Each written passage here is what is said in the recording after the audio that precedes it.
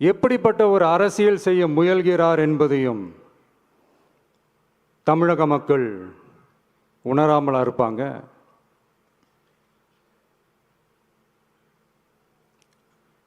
இந்த கரூரோட சேர்ந்து 5-6 மாவட்டத்துக்கு இந்த மக்கள் சந்திப்பு நிகழ்ச்சிகள்லாம் நடத்தியிருக்கிறோம், போயிருக்கிறோம். அங்கெல்லாம்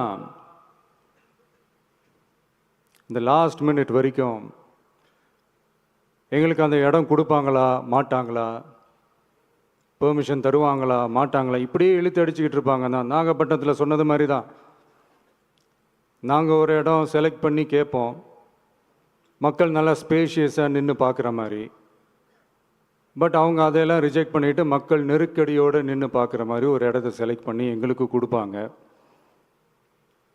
இது டிஃபால்ட்டாக எல்லா இடத்துலையும் இந்த ஒரு ஆர்கியூமெண்ட் நடந்துகிட்ருக்கோன்னு வைங்க.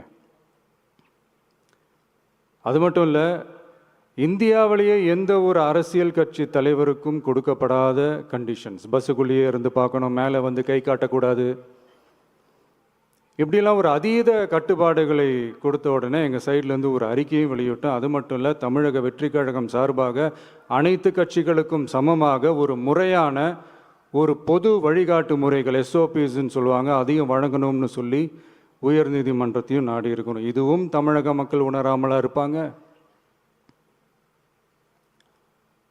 இப்படி ஒரு அரசியல் காழ்ப்புடன், நேர்மை திறனற்று நம்மளை பற்றி குற்றம் சாட்டியுள்ள குறுகிய மனம் கொண்ட முதல்வர் அவர்களுக்கு ஒரு சில கேள்விகள். உச்சநீதிமன்றத்தில், அதாவது 13/10/2025 அன்னைக்கு உச்சநீதிமன்றத்தில் நடந்த அந்த விவாதங்களை வைத்தும் அந்த உத்தரவுகளை வைத்தும் இந்த கேள்விகள். இப்படி பொய் மூட்டைகளாக நம்மளை பற்றி இந்த அவதூறுகளை அவிழ்த்து விட்ட முதல்வர் அவர்களுக்கும் திமுக அரசுக்கும் சார்பாக கோடிகளை கொட்டி அமர்த்தப்பட்ட அறிவார்ந்த வழக்கறிஞர்கள் அவங்க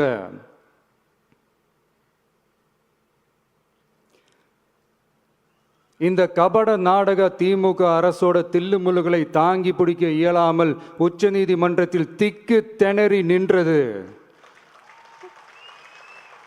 முதல்வர் அவர்களுக்கு மறந்துவிட்டதா? இந்த கரூர் சம்பவத்துக்கு அப்புறமே அவசரமாக ஒரு தனிநபர் ஆணையம், அந்த தனிநபர் ஆணையத்தை அவமதிக்கிற மாதிரி அரசு உயர் அதிகாரிகள், காவல்துறை உயர் அதிகாரிகள் எல்லாருமே நம்மளை பற்றி ஃபுல்லாக இந்த அவதூறுகள் பரப்பி ஒரு செய்தியாளர்கள் சந்திப்பு அவசரமாக. இதெல்லாம் ஏன் நடக்குது,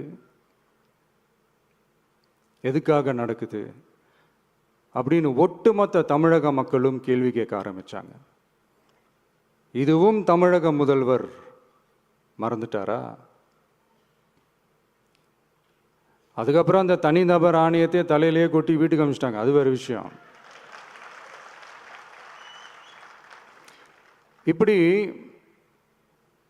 இப்படிலாம் கேள்வி கேட்ட உடனே ஏதாவது பதில் சொல்லி ஆகணும்ல. அதனால சட்டமன்றத்தில் பேசும்போது உண்மை நிலையை தெளிவுபடுத்தத்தான் அப்படின்னு ஏதோ இந்த சட்ட ரீதியாகவும் சத்தியத்திற்காகவும் நடந்தது போல ஏதோ சாமர்த்தியமாக பேசுகிறதா நினச்சி பேசியிருக்காங்க. இப்படி ஒரு 50 வருஷமாக பொது வாழ்க்கையில் இருக்கிற ஒருத்தவங்க ஒரு முதல்வர் அவர்கள் சொன்னது எவ்வளவு பெரிய ஒரு வடிகட்டின பொய், சப்பை கட்டுன்னு நான் சொல்லலை, உச்ச நீதிமன்றம் சொல்லியிருக்கிறாங்க. அவங்க சொன்னதெல்லாம் கொஞ்சம் என்னன்னு கொஞ்சம் லைட்டாக பார்ப்போமா?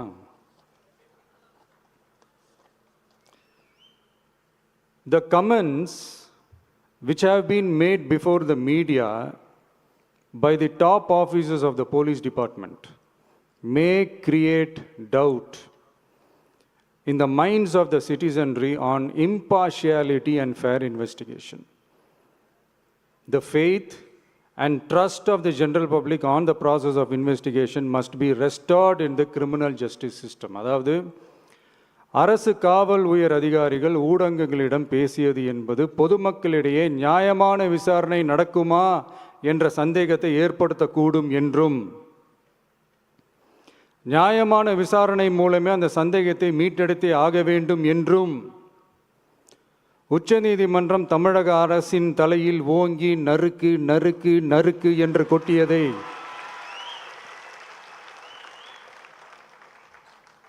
முதல்வர் அவர்கள் மறந்துட்டாரா?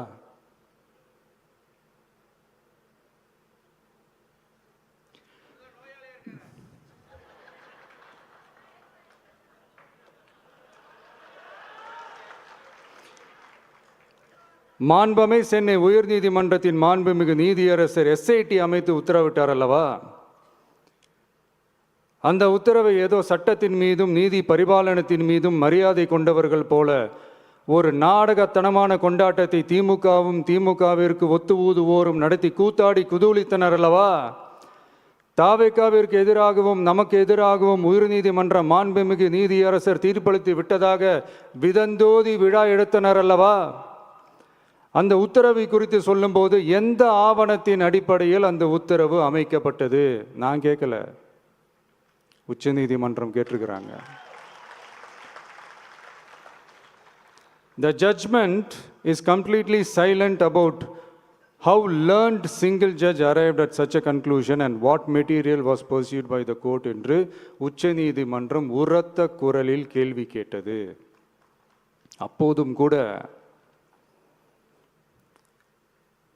உச்சநீதிமன்றத்தில் திமுக அரசுக்காக வாதாடிய அறிவார்ந்த மூத்த வழக்கறிஞர்கள் பதில் சொல்ல இயலாமல் வாய் மூடி மௌனம் காத்ததை நாடே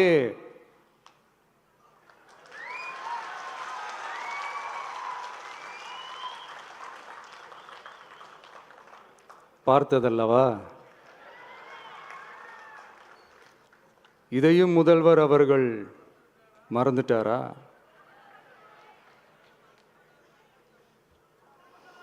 Such petition ought to be dealt with by the division bench, registering as public interest litigation in right earnest and not to be dealt with by a single bench. அதாவது பொது வழிகாட்டு முறைகளான SOP அமைக்கப்பட்டு வெளியிட வேண்டும் என்ற கோரிக்கையுடன் வந்த ரிட் மனுவை நீதிபதிகள் டிவிஷன் பெஞ்ச் தான் கையாள வேண்டும்,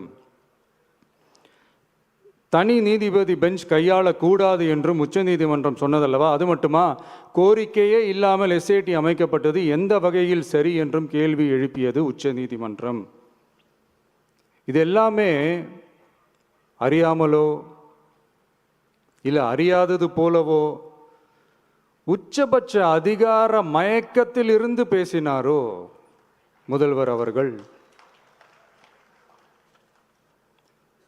மனிதாபிமானம், அரசியல் அறம், மாண்பு இதெல்லாம் எதுவுமே இல்லாம வெறும் பேச்சில் மட்டுமே பேசிக்கிட்டு அரசியல் ஆதாயம் தேடுற ஆட்டத்தை ஆடத் தொடங்கிவிட்டார் முதல்வர் அவர்கள்.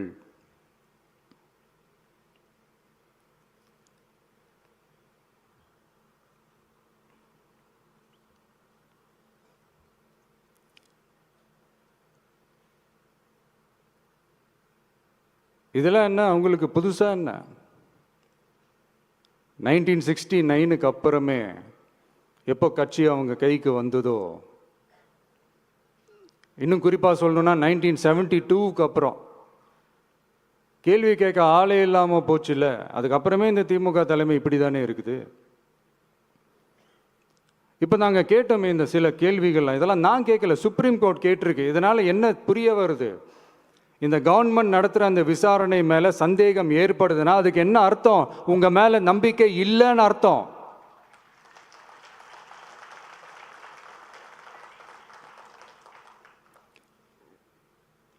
இதெல்லாம் ஏன் எதுக்காகன்னு முதல்வர் அவர்களுக்கு புரியுதா?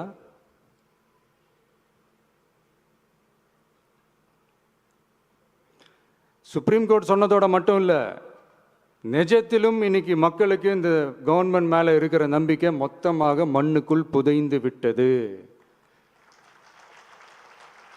இதுவாவது முதல்வர் அவர்களுக்கு புரியுதா? புரியலனா 2026 தேர்தலில் இந்த திமுக தலைமைக்கு மக்கள் இன்னும் ஆழமா அழுத்தமா புரிய வைப்பாங்க. அப்ப கூட இவங்க என்ன பண்ணுவாங்க தெரியும்ல, 5 வருஷத்துக்கு ஒரு வாட்டி பழக்க தோஷத்தில் ஒரு அறிக்கை ஒன்று வெளியிடுவாங்களே, மக்கள் தீர்ப்புக்கு தலை வணங்குகிறோம் அப்படின்ட்டு அந்த அறிக்கையை வெளியிட்டுட்டு இப்போ அறிவாலயத்தில் போய் ஓடி ஒளிஞ்சுப்பாங்க. இப்பவே ரெடி பண்ணி வச்சுக்கோங்க அந்த அறிக்கையை. எப்படி? மக்கள் தீர்ப்புக்கு தலை வணங்குகிறோம்.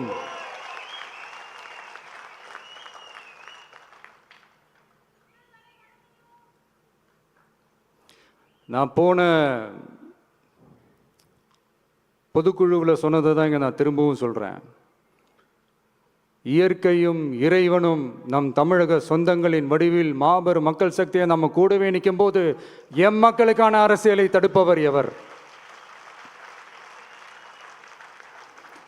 அதனால தோழர்களே, நமக்கு வந்திருக்கிற இந்த இடையூறு வெறும் டெம்பரவரி மட்டும்தான். எல்லாத்தையும் தகர்த்தெறிவோம், மக்களோட கை கோர்த்து நிற்போம், மக்களோட களத்தில் போய் நிற்போம். நம்ம பயணத்தில் தடம் மாறவே மாட்டோம். இப்பவும் சொல்றேன், 2026 2 பேருக்கு நடுவில் தான் போட்டியோ. ஒன்று, இன்னொன்று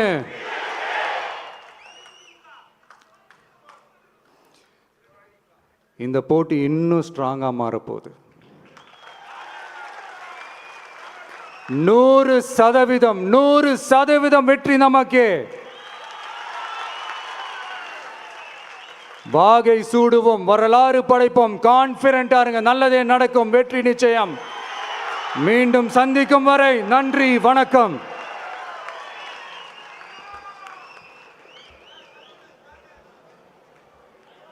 வெற்றி தலைவருக்கு ஒரு அரங்கம் நிறைந்த கரவொலியை பரிசாக தருவோம். 2026 வெல்வோம். நன்றியுரை வழங்குவதற்காக கொள்கை பரப்பு இணை செயலாளர் தாகிர் அவர்கள்.